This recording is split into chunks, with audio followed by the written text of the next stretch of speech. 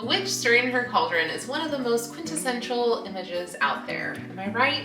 I mean, other than wearing her pointy hat and her broom, what do you think of when you think of a witch? Now, why do you think that is? Is it because she's brewing potions all day long? Well, probably. But don't forget, a cauldron is also used for cooking things. And that's why for today's video, we are going to discuss what it means to be a kitchen witch. What is kitchen witchcraft and how you can imbue a little bit of magic into your kitchen with this 101 video. So stay tuned. Oh, and before you decide if the path of a kitchen witch is the path for you, I do have an important point I'm going to make at the end of this video, so make sure you are watching till the end before you decide if you want to imbue a little magic into your kitchen. Hey everyone, it's Anya with the Season of Anya, and welcome back to my channel where together we are building a community of witches, yogis, healers, and everyone else in between through understanding all practices of yoga, magic, and witchcraft.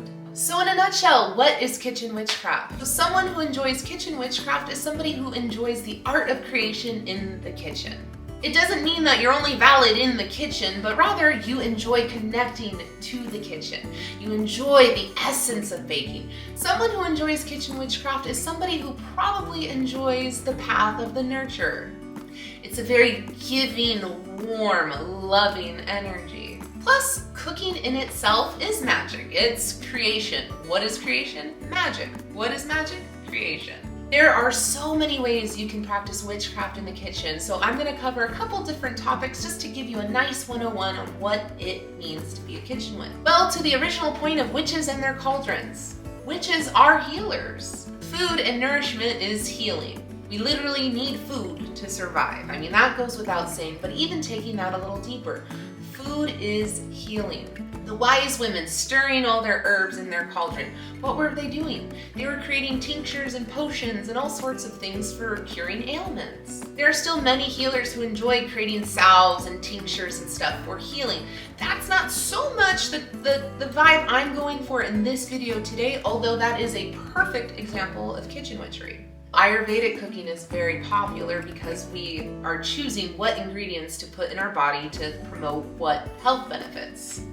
Even on a more simplistic note, you need more iron in your diet? Okay, we're gonna cook, we're gonna add some more spinach to our food. Simple, easy. That is also healing. A kitchen witch may be somebody who just identifies the fact that in order to promote XYZ, they need to incorporate certain ingredients into their diet. That is perfectly valid. That is the path of the healer.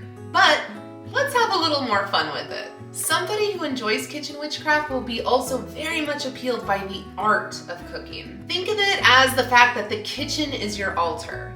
So how can you create an inspiring space in your kitchen? Having a warm, inviting kitchen that welcomes others, that you serve food around the dinner table, that is a perfect example of kitchen witchcraft. Maybe before you cook a meal, you light a candle with intention, and that's it. That's kitchen witchcraft. You can go as far out or as simple as you want with this practice. Nobody has the right to tell you what is right and what is wrong. Because really, it's about doing what makes you happy. If you want a nice, clean space that just is aesthetically pleasing when you get in, beautiful. Create that, cultivate that, nourish that. Maybe there's a certain playlist you like to put on to invoke a certain spirit, a certain energy as you're preparing a meal. Beautiful. That's kitchen witchcraft. In the spirit of witchcraft, even using a mortar and pestle to mix your ingredients, to really imbue your intention of whatever it is, whatever herbs or spices. Kitchen witchcraft. See where I'm going with this? Create a space that makes you happy, because then while you're preparing your meal, while you're setting that table, that's the energy you're inviting in. Before we move on, I want to know, do you have a favorite ingredient or spice that you really enjoy cooking with?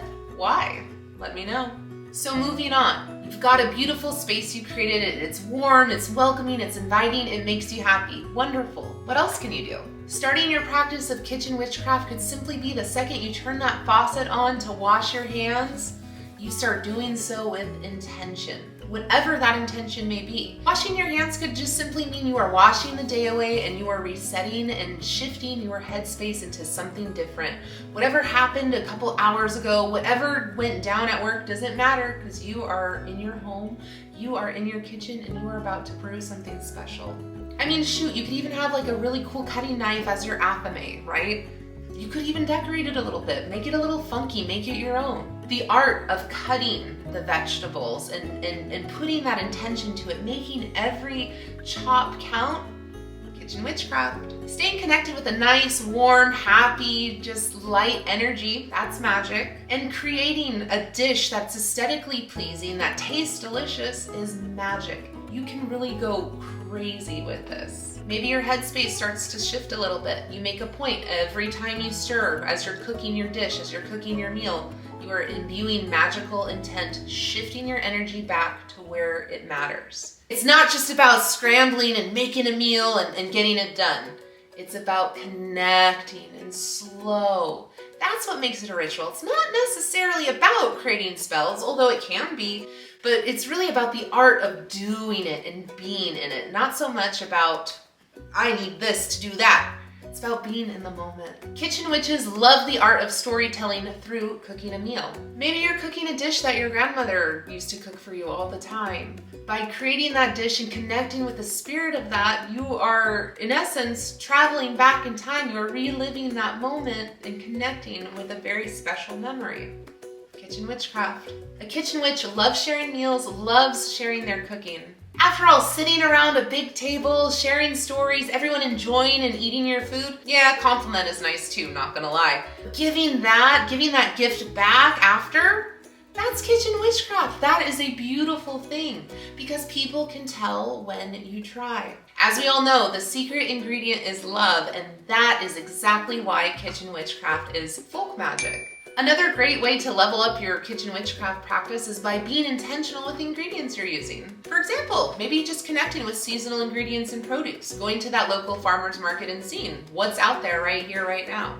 And challenging yourself to try something different. Get out of your routine. It's so easy to be like, okay, I literally have this one dish that I cook really, really well, and that's all I'm gonna cook because it's just so embedded into my routine. Break that routine and try something new. By shifting our routines, we are welcoming change into our lives. And whether we like it or not, change is gonna happen. So by connecting in the kitchen and by creating and trying new things out, we are welcoming change. And trust me, that's a heck of a lot better than trying to hide from change, because it's gonna happen either way. Plus, when you cook with seasonal ingredients, it helps you get excited for the change. It's not just about welcoming and acknowledging it, but it's about getting excited. When you grab that produce, when you grab those spices, connect with them, smell them. Obviously, citrus comes to mind, like for summer and spring months. And if you can, using herbs that you've harvested and collected from your own garden is amazing because, I mean, you are literally the reason why you have that ingredient. By you tending to those herbs and growing them and nourishing and taking care of them, that is already such a beautiful thing. That's such a beautiful essence that you are bringing to the table, quite literally. Plus, it's just a reason to get you excited about something. It's like, ooh, look at my rosemary bush. It's so big. I really suck at making rosemary. But nonetheless, you being able to sustain life by tending to your garden is awesome. And then bringing that energy into your kitchen, it's just layers. Onions have layers. Comment if you got that reference, good grief. Back to Ayurvedic cooking. You need a little bit more grounding in your life. Cinnamon, nutmeg, curry, garam masala. Those are great energies to get you in your yin. Or if you need a little bit more heat, fire, energy, yang, add some spicy red peppers to your food. Very, very simplistic approach to Ayurvedic. That could maybe be another video. So if you're trying to connect, say, with the root chakra, you would invite red foods into your diet. Think of that as intention setting.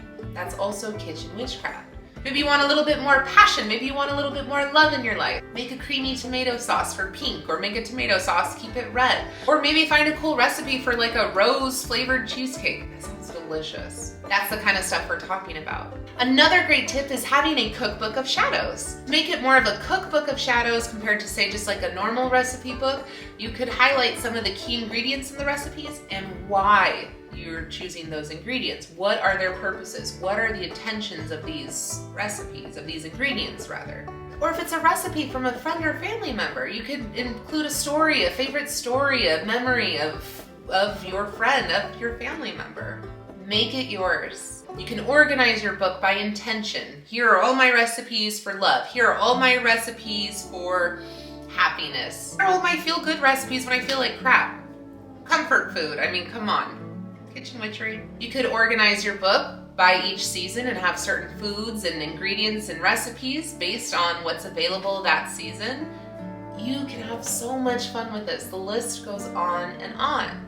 A fun thing that you could do is a cookie exchange with your friends or your coven. Basically how that goes is that everyone comes, brings dozens and dozens of cookies, and everyone shares and exchanges recipes, as well as the cookies, of course. And you have a really delicious assortment of all sorts of tasty treats. It's really fun because you can really taste the different energies of everyone's recipe. It's so fun, and that's a great thing to do for the holidays. What a great example of kitchen witchcraft.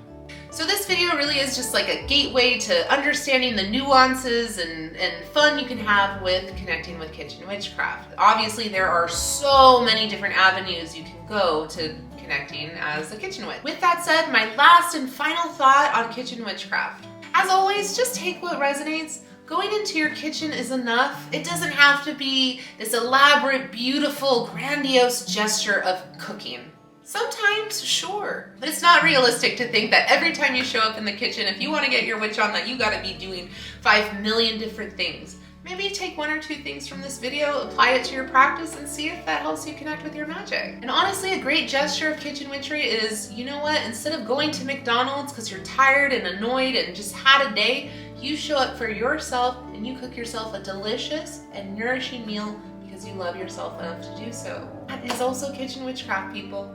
Yeah, there are tons of YouTube channels who share and talk about this kind of stuff. People write books on this, but there is no right or wrong way. It's about creating a practice that makes sense to you. As always, keep it simple. Or don't, but only if you want to. So let me know, do you think you're gonna imbue a little bit of kitchen witchcraft into your cooking routine?